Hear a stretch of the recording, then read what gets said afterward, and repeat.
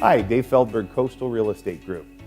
So you're in escrow and you're buying a house, you just got your home inspection, and there's a long list of items that are wrong with this house or need to be fixed. Will the seller fix everything? Short answer, probably not. But can we get him to fix everything that you didn't know about? Probably.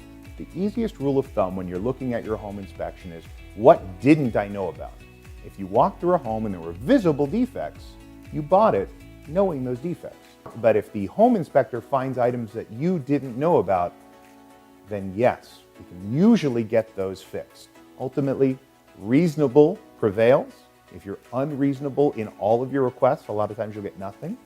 But if you're reasonable in your requests, 9 times out of 10, I can get all of those fixed for you. Dave Feldberg, Coastal Real Estate Group.